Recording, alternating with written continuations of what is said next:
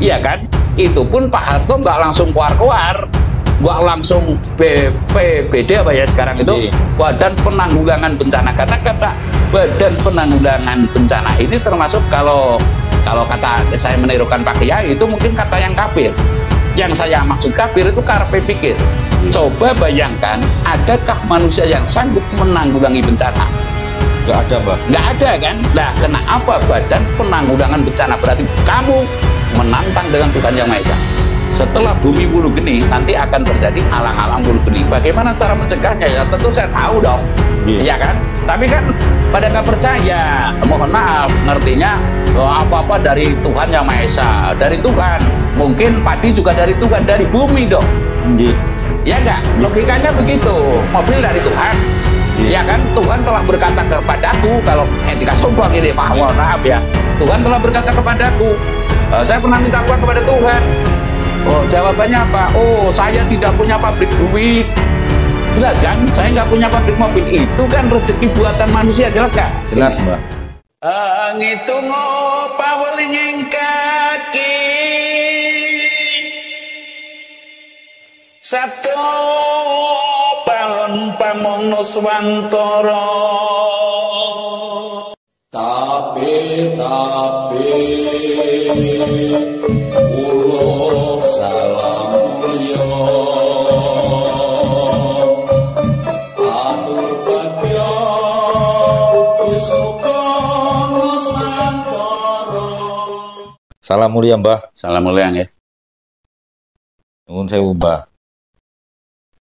Kemarin jenengan membahas tentang sosok pemimpin Nusantara yang seharusnya itu mengetahui atau paham tentang garis-garis besar haluan spiritual Nusantara. Karena saya juga mengamati, Mbah, banyak pemimpin setelah era Pak Presiden Soeharto itu ke sini seolah-olah itu banyak sekali kejadian, Mbah. Entah itu dari fenomena alam atau dari jerit tangis rakyat atau masyarakat Indonesia tentang sulitnya sekarang dalam hal ekonomi, Mbah. Apakah itu wajib, Mbah, dimiliki oleh seorang sosok pemimpin Nusantara, Mbah? Garis-garis haluan spiritual Nusantara tersebut, Mbah. Ngaten nggih. Panjenengan nggih. Saged kula nggih Mas Budi. Nggih. Om wilahing jati nuhuni ajat-ajat leluhur Nusantara tapi uluk salam mulia. Salam mulia, Mbah. Itu di antara jalur spiritual Nusantara yang asli yang mungkin baru saya yang menyampaikan ya. Om wilahing jati nuhuni hajat-hajat leluhur Nusantara tapi uluk salam mulia. Yang semestinya dimiliki oleh seluruh masyarakat. Syukur pejabat, tapi kalau pejabat sekarang kan ya sudah saya katakan ya, mungkin kategori bawang kontong, mungkin kalau nggak disertai mungkin nanti mau keliru, mungkin sebab rata-rata itu kan pandai intelektual, kecerdasan intelektualnya, tapi tidak ada kecerdasan spiritualnya. Pernahkah kita melihat Pak Harto ditanya tidak bisa jawab? Pasti bisa jawab dong, karena apa? Timbul dari kecerdasan spiritual. Lah, terkait dengan yang Mas Budi tanyakan itu adalah garis-garis besar haluan kepemimpinan Nusantara ini apakah harus dimiliki oleh pemimpin Nusantara. Nah, kalau saya kan boleh berkata, punya hak untuk mengatakan wajib. Karena apa? Garis-garis besar haluan pemimpin Nusantara, kepemimpinan Nusantara itu adalah nilai spiritual asli Nusantara yang tidak mungkin akan bisa digubah, yang tidak mungkin akan bisa ditundukkan, yang tidak mungkin akan bisa dikalahkan, mohon maaf, oleh spiritual agama, umpamanya, oleh spiritual mancanegara apapun. Nah, ini mohon maaf, saya baru saja ya tadi malam ngasih itu bahwasanya pelopor tatanan dunia baru nantinya akan menimbulkan menjadi pelopor tatanan dunia baru ini manakala ditekuni. Lah, lalu apa? Garis-garis besar haluan kepemimpinan Nusantara ini, spiritual kepemimpinan Nusantara ini, itu pakemnya sungguhnya satu. Pakemnya sesungguhnya adalah satu. Yang diambil kiblatnya adalah dari huruf Jawa. Saya pernah mengatakan, Mas Budi, kalau mengatasi masalah, umpamanya dalam jenjeman 40 ini, Rebopon, Miswage, Jumat Kliwon, terus Jumapaing, Stupon, Minggu Wage, ini kan jenjang 40. Selasa Kliwon, Rebo Manis, Kamis Pahing, Jumapaing, Stupon, Minggu Wage. Ya sekali lagi, Rebopon, Miswage, Jumat Kliwon, Selasa Kliwon, Rebo Manis, Kamis Pahing, ini jenjang 40. Lalu Jumapaing, Stupon, Minggu Wage. Nah, itu di antara jenjang 40 itu semestinya melakoni spiritual yang nyata. Mengapa demikian? Yang dikarenakan leluhur kita itu telah mengetahui bahwa kegaiban yang sejati akan datang pada hari-hari itu.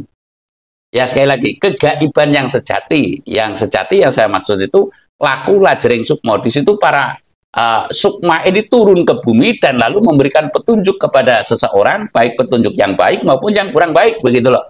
Ya, contoh, akan kejadian kecelakanya orang itu bisa dibaca kalau nggak maghrib, ya itu tengah malam bangun tidur, ya itu kalau nggak itu pagi hari, ya kalau nggak siang bolong. Orang ketabrak motor rata-rata pada jam itu, umpamanya seperti itu. Lah, ini artinya bisa membaca. Lah, makanya kalau orang tua kita yang saya maksud, ketika jam-jam itu diharapkan, ono candi kolo, ojo podo metu, iki wayah surupeng suryo, surupeng sengenge ibaratnya lah. Saya mengatakan bahwa pakem itu satu. Mengapa harus dimiliki? Yang namanya dari dulu dinasti Mataram dan timbul Mataram lagi. Artinya Mataram Wijaya, ya. Raden Wijaya, Mataram Sanjaya bukan Wijaya, Mataram Sanjaya, ya.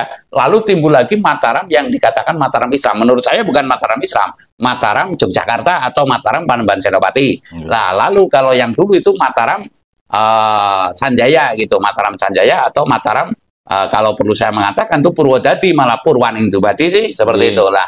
Ini adalah semua yang saya maksud. Pakem itu satu adalah semua yang menjadi raja, semua yang menjadi brahmana itu sudah pasti trust, ya trah atau turunan atau trah gitu aja lah. Nah, kalau mau mengubah trah itu tentu harus melakoni tapa brata. Artinya begini, berdirinya dinasti itu mesti terjadi pada orang yang telah melakoni tapa brata. Umpamanya Airlangga. Dalam sejarahnya Airlangga Narasoma sebagai abdinya taruhlah juga bertapa, ya kan? Lalu Raden Wijaya di Alastarik, lalu Ki Ageng Giring itu di Yogyakarta, ya Delepeh. Nah, ini perubahan trah itu kalau sudah terhapus, umpamanya ini Pak Harto, kira-kira Bambang walaupun kaya ada powernya enggak? Nggak ada, Mbak. Nggak ada kan? Lalu Tommy walaupun kaya raya, ada powernya nggak? Nah, ini yang dimaksud trah. Sehingga pengembalian itu harus melalui tebusan tapa brata. Begitupun Indonesia ketika berjaya pada RI 1, RI 2, Soekarno dan Pak Harto, gitu ya, Pak Harto dan Pak Karno, ini sekarang kemarwahannya ini telah tidak ada. Menurut kami, kalau yang mengaku marwahnya masih ada, yang monggo saja berguru dengan, mohon maaf ya, Gus Ikdam gitu loh, dapatnya kan gitu-gitu aja paling, ya seperti itu loh. Lah kalau nilai spiritual asli Nusantara itu adalah bedahing surosok, sastro jendro pangruating itu satu lajer yang menimbulkan terah kesuma, rembesing madu, tedaking antopo, turuning andono mari. Sekali lagi, yang namanya spiritual asli Nusantara atau kekancingan spiritual kepemimpinan Nusantara atau garis-garis besar haluan kepemimpinan Nusantara itu adalah satu powernya. Bedahing Suroso, Sastro Jendro, Pangruating Tiu, itulah para pemimpin Nusantara mesti bertapa dulu. Rata-rata begitu loh ya. Lah saya tidak akan mengimbangkan yang lain. Nah, namun ya perjalanan seperti ini sekarang kan banyak terpengaruh. Banyak orang yang mohon maaf ya keluaran pondok umpamanya, oh itu hati-hati dengan jin iprit atau jin kafir umpamanya gitu. Lalu nanti promo-promo yang lain-lain loh. Sehingga ini ada kemungkinan, ada dugaan istilahnya sengaja ditenggelamkan oleh para kaum pendatang. Yang saya maksud spiritual yang datang ke Indonesia. Kalau saya tegas mengatakan bahwasanya Indonesia ini tuan rumah seluruh agama. Nusantara ini tuan rumah seluruh agama. Ya, sebelum Amerika lahir kita sudah bisa membuat candi. Ya, kan seperti itu. Sebelum agama itu lahir kita sudah punya saloka negara. Ini nyata lah. Kalau kita itu berkiblat kepada nilai spiritual asli Nusantara, yaitu Bedaing Suroso Sastro Jendro Pangruating Diyu, itu akan mancing wahyunya Nusantara yang bisa merabawani jagat royo. Merabawani jagat royo itu ya mohon maaf, ketika Pak Harto menjabat, kalau nggak keliru, hanya terjadi satu letusan Gunung Galunggung yang saya pahami, ya kan? Lalu ada kecil tsunami di Jember kalau nggak keliru, gitu loh. Nah, yang persis selama 32 tahun itu peristiwanya kelihatannya yang berdampak sekali adalah Gunung Galunggung, iya kan? Itu pun Pak Harto nggak langsung keluar-keluar, nggak langsung BPBD apa ya sekarang itu, Badan Penanggulangan Bencana, karena kata Badan Penanggulangan Bencana ini termasuk kalau kata saya menirukan Pak Kiai itu mungkin kata yang kafir. Yang saya maksud kafir itu karepe pikir.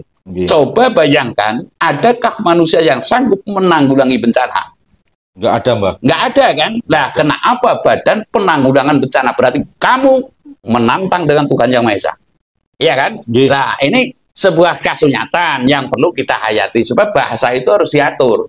Bahasa itu kalau nilai spiritual asli Nusantara atau garis-garis besar haluan spiritual kepemimpinan Nusantara ini tentu akan sampai kepada bahasa pun itu diatur. Ya, kalau Pak Harto dulu Eka Prasetya Pancakarsa ini kan bahasa yang cantik, ya kan? Sekarang pemimpin sekarang nawacita nggak bisa meniru setara itu, ya kan? Nggak bisa gitu loh. Lah inilah saya berharap nantinya yang memegang tampuk kepemimpinan Nusantara ini semestinya orang yang memahami dan bahkan turut melakoni atas Bedahing Suroso Sastro Jendro Pangruating Diyu Hayuningrat yang nantinya tentunya akan bisa menjadi pemimpin yang punya marwah ya untuk mengatur Nusantara ini. Saya rasa begitu. Seperti ini, Mbak. Apakah dengan pemimpin Nusantara itu melakoni atau mengetahui tentang spiritual Nusantara itu nantinya itu bisa akan menanggulangi bencana-bencana yang menjadi fenomena sekarang banyak terjadi, Mbak. Contoh kayak bencana yang di Pekalongan itu, Mbak. Di sana kan memakan korban jiwa, harta, dan lain sebagainya, Mbak. Bisakah ketika seorang pemimpin Nusantara itu mendalami spiritual Nusantara untuk menanggulangi hal tersebut? Oh, sangat bisa, Mas. Sangat bisa. Ini bahasa hakikat sekali ya. Yang namanya Tuhan itu nurut dengan Kanjeng Nabi Muhammad. Nah, paham nggak? Bisa dipahami nggak? Bisa, Mbak. Artinya Tuhan itu menuruti Kanjeng Nabi Muhammad. Dari jahiliyah ke akhlakul karimah. Bisa dipahami ya? Bisa, setelah, Mbak. Kalau istilah saya, melakoni Bedahing Suroso Sastro Jendro Pangruating Diyu. Betul nggak? Nah, lalu Tuhan sangat manut, artinya menuruti dengan Pak Karno. Karena dari zaman kolonial menjadi kemerdekaan, ya kan?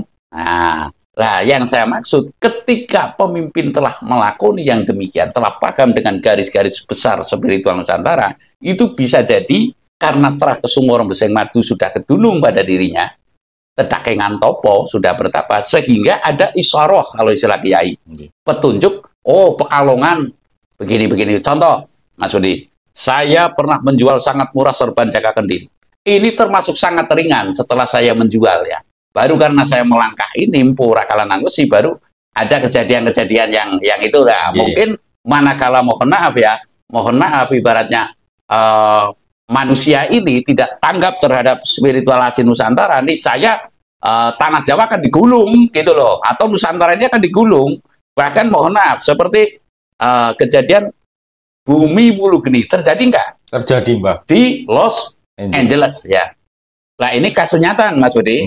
Nah, nanti saya telah mengetahui setelah Bumi Wulu Geni di Los Angeles, dan lalu di mana lagi lah, California apa mana itu, dan lalu ada di Glodok juga kemarin kan, dan ada beberapa itu, nanti tinggal alang-alang Wulu Geni. Tafsir saya, alang-alang Wulu Geni itu ya gunung meletus dan terjadi perang nuklir. Karena apa? Sudah komot. Donald Trump ini, sekarang pemimpinnya Trump apa ya? Trump. Itu sudah pusing gitu loh. Lah mau tidak mau ya luncurkan saja gitu loh, ya kan? Ini nanti terus bumi pada meletus, ya, gunung-gunung meletus yang saya maksud, mungkin gempa bumi dan sebagainya. Artinya saya mengatakan kiblat ketentraman dunia ini sesungguhnya ada di Nusantara. Kalau mau memahami lah. Begitupun pertanyaannya adalah apakah Pekalongan ini bisa diredam? Sangat bisa. Karena ngerti sak durungnya ono winarah. Seperti saya ini. Kembali lagi saya katakan, setelah bumi bulu geni nanti akan terjadi alang-alang bulu geni. Bagaimana cara mencegahnya? Ya tentu saya tahu dong, iya kan? Tapi kan pada nggak percaya. Mohon maaf, ngertinya apa-apa dari Tuhan Yang Maha Esa, dari Tuhan. Mungkin padi juga dari Tuhan, dari bumi dong. Ya nggak? Logikanya begitu. Mobil dari Tuhan. Ya kan? Tuhan telah berkata kepadaku, kalau etika sombong ini, mohon maaf ya. Tuhan telah berkata kepadaku. Saya pernah minta uang kepada Tuhan. Oh, jawabannya apa? Oh, saya tidak punya pabrik duit. Jelas kan? Saya nggak punya pabrik mobil. Itu kan rezeki buatan manusia, jelas nggak? Jelas, Mbak. Yang namanya duit, yang namanya mobil, ya, itu adalah rezeki buatan manusia. Kalau rezeki dariku ini adalah Tuhan Yang Maha Esa, adalah angin, ya, adalah tumbuh-tumbuhan, ini rezeki lah. Rata-rata sekarang manusia dibikin pusing karena rezeki buatan manusia. Kafir nggak? Kafir. Kafir, terus tertegun-tegun, terkejut-kejut, tercengang-cengang, gumunan, ya, ketunan, lalu ingin. Rata-rata sekarang berapa banyak santri yang pingin, ya, pingin berarti kan bukan tujuan. Kepingin menjadi kayak Gus Ikdam umpamanya. Loh, saya sering mengatakan Gus Ikdam karena menurut saya sedikit melampaui batas dari garis-garis besar haluan kebrahmanan. Ini Gus Ikdam loh ya. Kalau dulu yang saya tahu, yang namanya Romo Kiai Mustolih, ya, Romo Kiai Mustolih Badawi Kesugihan, ya, itu